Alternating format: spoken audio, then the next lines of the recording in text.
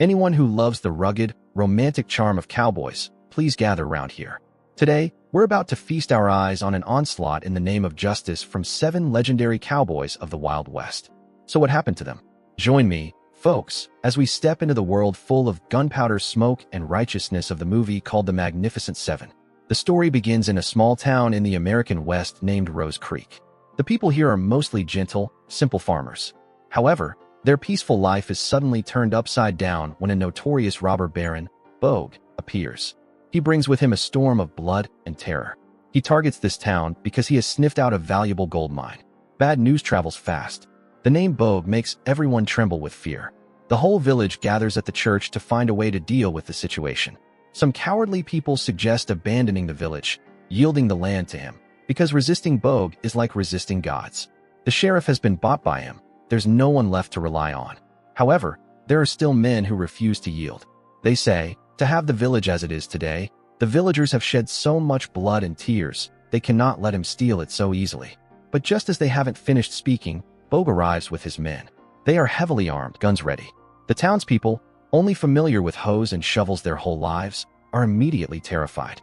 Bogue doesn't need many words. He declares wherever he sets foot, that place belongs to him. He is the law. He is God here. All who oppose will be eliminated. He issues an ultimatum. Within 3 weeks, anyone who agrees to sell their land to him signs the papers and receives $20 per plot, a ridiculously low price that angers everyone who hears it. Otherwise, prepare for your funeral.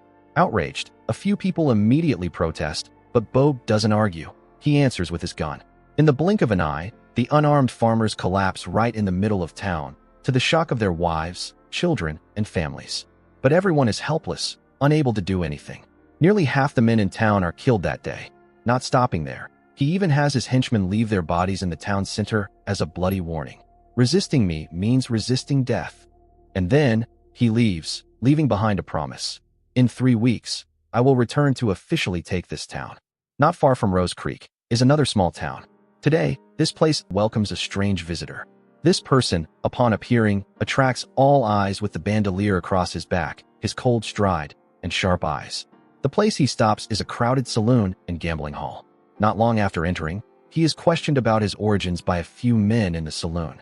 Without beating around the bush, he states directly that he is hunting a wanted murderer, someone who massacred an entire family, raped women, and killed children. Upon hearing that, the faces of the surrounding crowd immediately change. One of them subtly reaches for his gun, but before he can act, the other man strikes first. With extremely fast marksmanship skills, he takes them all down in less than a minute. Blood spills, bodies lie everywhere. The entire saloon suddenly falls silent. The remaining men flee in panic.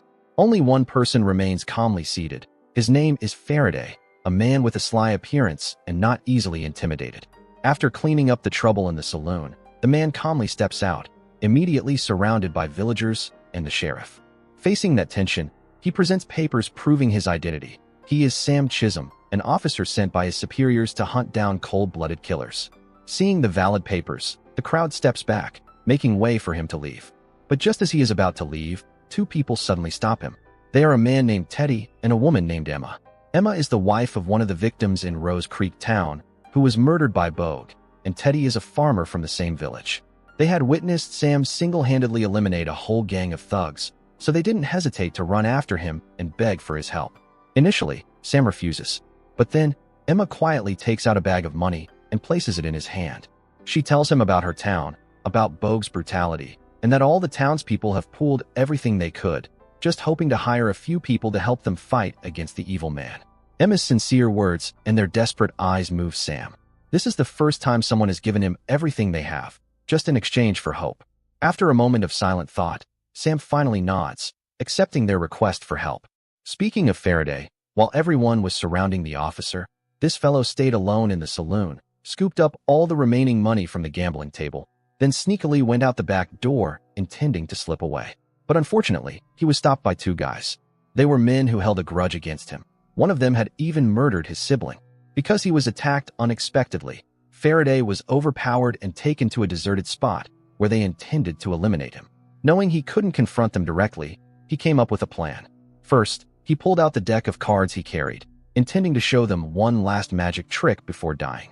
These two guys, seeing his skillful card handling, were very amazed, constantly gaping and staring intently at the cards, forgetting their main task. Taking advantage of their distraction, Faraday quickly snatched the gun from one of them and shot him down on the spot. The remaining one, though not killed, was warned by him with a bullet through the ear. Afterward, as Faraday was about to buy back the horse he had previously sold due to lack of money, he coincidentally met Sam again. Seeing that Faraday had some spirit, Sam invited him to join his quest for justice. At first, Faraday wasn't very interested, but upon hearing that the target this time was to eliminate the robber Baron Bogue, he immediately agreed. And so, the four of them quickly set off. After traveling some distance, Sam split the group in two. He sent Faraday and Teddy to a nearby town to find an old friend named Goodnight Robichaux. Invite him to join the group, because to defeat the Baron, a few people weren't enough, they needed more gunslingers. Faraday and Teddy set off immediately. Before long, the two arrived in the town. Upon arriving, they witnessed an impressive display by the men there. Among them, one man truly amazed them. He had no gun in his hand, yet when he struck, it was faster than a bullet, causing his challenger to take a knife to the body. That was Billy Rocks, Goodnight's companion. Notably, Billy is Asian and possesses rare combat skills. So this time, the recruitment trip was not only successful but exceeded expectations. They found not just one person but two, both masters in their field. Meanwhile, Sam and Emma reached a log cabin, but just as she stepped inside, Emma fell into a trap. At this moment, the owner of the house appeared with a corpse he had killed several days prior. This man's name is Vasquez, wanted for murder. However, this time, Sam made an offer. If Vasquez agreed to accompany him to eliminate the Baron, then after the job was done, Sam would no longer pursue him for his wanted status.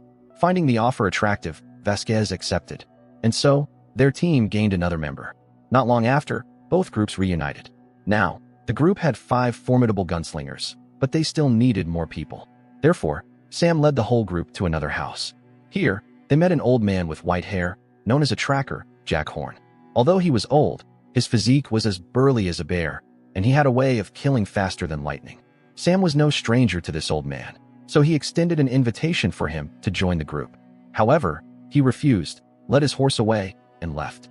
They didn't force him, but continued on their way to find others. That night, they stopped in a canyon to rest.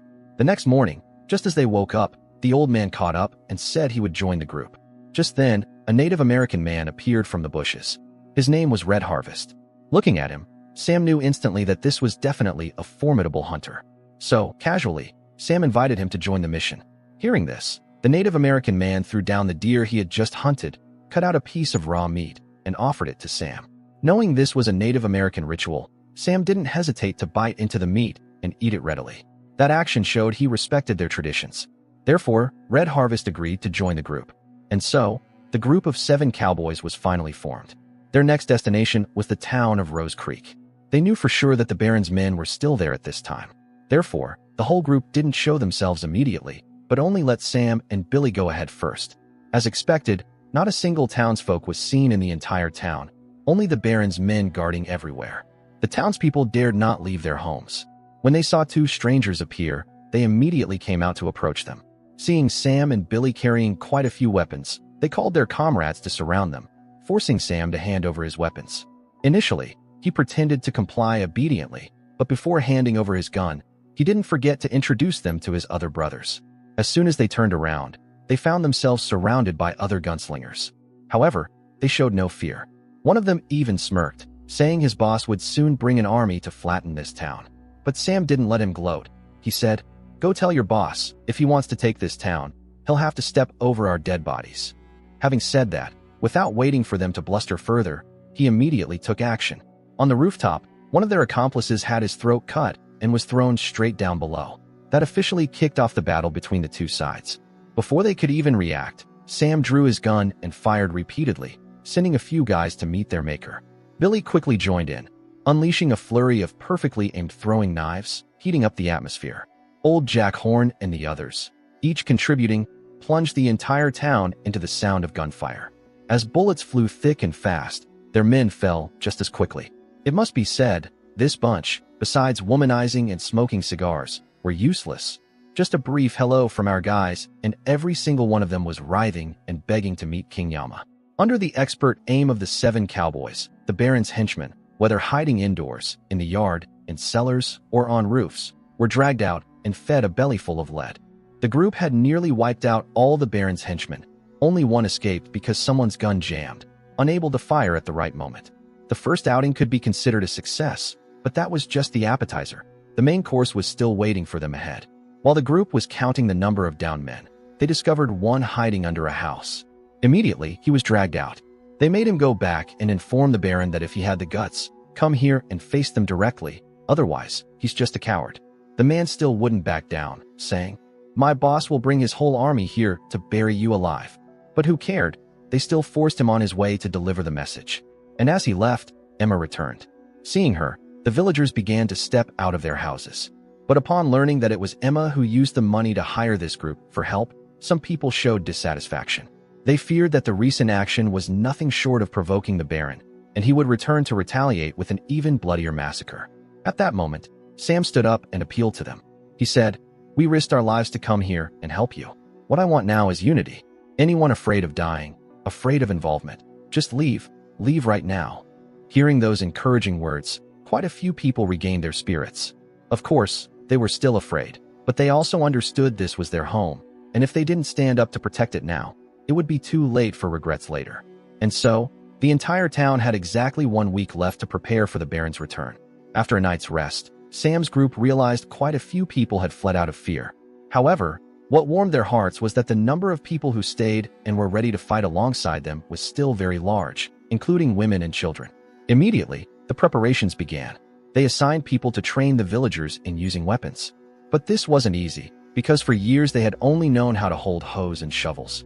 Who among them had ever held a gun? Dozens of people, yet no one could hit the target. The cowboys started to feel a bit discouraged, but they didn't give up. The whole group gathered again to discuss a new approach. How to eliminate the most enemies while minimizing casualties among the villagers as much as possible. Finally, they decided they needed to increase their firepower, and to do that, they targeted the Baron's mining operation. That very day, Sam's group secretly approached the mine area. While the workers were still working, the guards were taken down one by one in silence. Before they could understand what was happening, they were all down. All the guards were completely eliminated. Immediately after, Sam declared the miners free to return home, no longer having to serve Bogue. At the same time, he also took the opportunity to recruit more people. And fortunately, many among them had been treated poorly by the Baron. Now, they saw a chance for revenge, and they didn't hesitate to join the ranks. Not only did they win the opening battle, but they also acquired an invaluable spoil of war, a whole stash of dynamite. This would be the most potent weapon to help them face the robber Baron in the upcoming uneven fight. On the Baron's side, thanks to the henchman's report, he learned what happened and was furious to the point of madness. He couldn't believe just a few strangers could eliminate over 20 of his heavily armed men. The guy tried to explain, saying one person in that group had the strength of 10 ordinary men. But the Baron refused to accept that humiliating truth. As a warning, he coldly drew his gun and shot the henchman dead right in front of his subordinates, then ordered his army to prepare. He himself would set out to hunt down those who dared to challenge him. Back here, thanks to the dynamite, Sam and his brothers started planning their battle strategy. They surveyed the terrain, marked important positions, laid out their defenses, and assigned tasks clearly. The goal was to lure the robbers into the church, which would be a death trap. In the worst-case scenario, if no one survived, they would detonate everything, turning the place into the enemy's grave. Day after day, they worked regardless of morning or night. During breaks, the group gathered together, sharing stories, laughing to dispel the fear. Their quiet, dedicated hearts were recognized by the townspeople. Grateful eyes, warm smiles. Somehow, those strangers had become the heroes of this town. While everyone was still busy preparing, the Baron was already leading his army straight towards the town. Not long after, the Native American man Red Harvest hurried back with news. The enemy army will arrive tomorrow morning. Despite the preparations, the name Bogue and his brutality still caused considerable anxiety among many. Sam remained steadfast, encouraging everyone. But that night, one person chose to leave. It was Goodnight, the sharpshooter who had once fired over 30 shots without missing a single one. He didn't want to witness any more killing. Although Sam tried to persuade him, he understood everyone has their own fears, and he respected that decision. Sam didn't force anyone to stay. They weren't mercenaries, much less fighting for money. They came here out of righteousness and camaraderie. Those remaining, despite knowing they might die, still chose to stay. They would rather die on their feet than live in fear. Late at night, Emma quietly sought out Sam. She said she wanted to take Goodnight's place. Sam said nothing, but his eyes conveyed his agreement. Time passed quickly. After a sleepless night, the whole town anxiously awaited the arrival of the robbers. Just as Red Harvest had reported, the next morning, the Baron and his men were present outside the town. All children and elderly had been evacuated to a safe place, and everyone else was in their positions. The first person to greet them was none other than Sam. Seeing only one person come out to meet them, they immediately showed contempt. The Baron immediately ordered his men to charge forward, unaware that they were about to step through the gates of hell. As they rode close to the trap prepared by the villagers and everyone, Old Jack Horn ordered everyone to trigger the explosives simultaneously. A series of earth-shattering explosions occurred one after another, burying quite a few of their men and horses right at the entrance. They suffered considerable losses. The remaining survivors continued charging inside, where the second trap awaited them. Numerous tripwires stretched out caused the charging horses to get caught and tumble to the ground. Seizing that opportunity, the hidden gunmen inside rushed out, firing continuously. The survivors who managed to get inside the town ran into the ambush set by the brothers on the rooftops. They had almost no escape. Sam, along with his horse, lured them into the ambush site, while the other brothers provided covering fire from behind. They wanted to charge their own way, but were blocked by a series of explosions. So the whole bunch couldn't advance forward, forced to find safer paths, unaware they had been lured into the tiger's den. By the time they realized it was a trap, the whole group had been ambushed and nearly wiped out. Bogue watched from a distance, seeing his men fall one by one, never to return. He immediately ordered his subordinate to prepare the Gatling gun, a modern weapon with immense destructive power. Meanwhile in the town, everyone still had no moment's rest, because Bogue's forces were numerous, pouring in relentlessly, wave after wave. Suddenly, a figure appeared, surprising everyone. It was Goodnight. Perhaps unable to bear leaving his brothers to fight alone, he had returned to lend a hand, simultaneously warning them that Bogue was preparing to attack the town with the Gatling gun. But before they could find safe cover, their Gatling gun started firing, truly living up to its name as a killing machine. Wherever the barrel swept, people there fell. The entire town was made of wood, so they could hardly find safe shelter. A few members of the group had already fallen, hit by its bullets. The whole town was nearly pulverized by the gun. Everyone struggled immensely just to find temporary refuge. But this didn't make them afraid, surrender, or run away. They continued to fight. The children were quickly let out the back door and ran into the fields to escape. Old Jack Horn was the first one whose life was taken by them. But even so, he fought to his last breath. The situation grew increasingly tense as the enemy prepared for a second barrage, while they were running low on ammunition. Meanwhile, Emma was nearly found and killed by one man, but before he could strike, Red Harvest arrived in time and sent him to meet King Yama, knowing that if they continued confronting them like this, sooner or later they would all be wiped out. What was necessary now was to destroy that Gatling gun. So, everyone discussed how to deal with it. They decided to send a few people straight towards the gun, while Goodnight and Billy would provide covering fire from a high vantage point. This approach, though extremely dangerous with a high chance of no return, was accepted. They had entered the fight, which meant treating death as light as a feather. And so, Faraday led a few brothers charging straight ahead. Despite covering fire from behind, the enemy's numbers were greater and they had stronger weapons. Therefore, eventually, they were almost all shot down. Only Faraday, though fallen from his horse, still managed to drag himself towards the enemy. He pretended to light a cigar. One of them saw him, figured he was dying anyway, and was a brave man, so he approached to light the cigar for him. After that, Faraday pretended to collapse. They thought he had passed away, so they paid no attention. But in that very moment, he suddenly sprang up. In his hand was a lit stick of dynamite. When they realized the imminent danger, it was too late. The dynamite exploded, ensuring none of them survived, including their Gatling gun. Destroying the Gatling gun, Faraday, although never returning, thanks to his bravery and intelligence, the enemy was almost wiped out, with only a few remaining. Bogue assumed there was hardly anyone left inside the town, so he and the few remaining men rode in, not expecting that the final boss wouldn't disappoint him. His two remaining henchmen were then also sent to meet their maker. Only the Baron himself remained, facing Sam. The two had a gunfight amidst the town littered with corpses. This duel involved fewer shots, but it was the decisive one. One of the two falling meant the other would be the victor. If the Baron survived, then surely everyone's sacrifice would become meaningless, because with his power, he could quickly rebuild his strength, and his second return would certainly be more brutal than ever. Therefore, this gunfight was incredibly important for Sam. He almost could not afford to lose. Before the Baron could draw his gun, Sam, quick as lightning, shot his arm, making it impossible for him to pull the trigger anymore.